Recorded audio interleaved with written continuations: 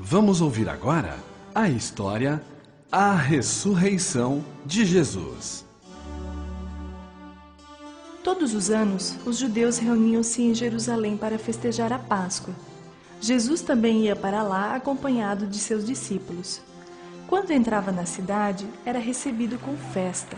Mas na sua humildade, Jesus entrava montado em um jumentinho.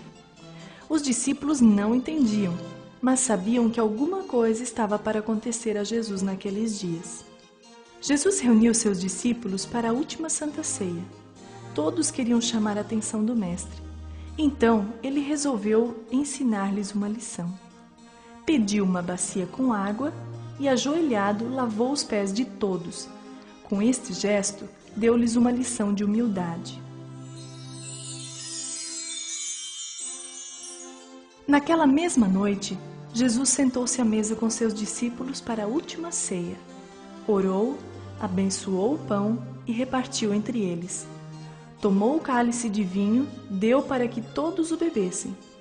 Quando Jesus pegou o pão, disse: Este é o meu corpo, e o vinho, o meu sangue. Façam isso quando eu não estiver mais entre vocês. Tarde da noite, Jesus e os discípulos foram ao Monte das Oliveiras para orar. Jesus afastou-se de todos e, de joelhos, orou e falou com Deus. Ele sabia que estava chegando a hora do sofrimento e da sua morte. Por 30 moedas de prata, Judas traiu Jesus, entregando-o para os soldados romanos. Depois, o levaram até Pilatos, que o condenou a morrer na cruz. Jesus começou sua via sacra.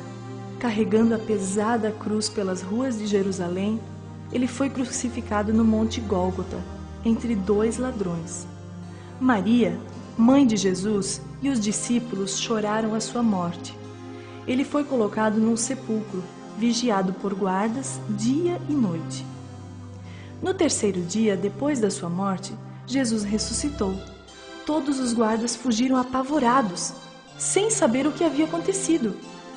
Marta e Maria Madalena foram ungir o corpo de Jesus com perfume e óleos, de acordo com o costume da época. Quando as 2 mulheres chegaram ao sepulcro, um anjo do Senhor lhes disse: Jesus não está mais aqui. Ele ressuscitou.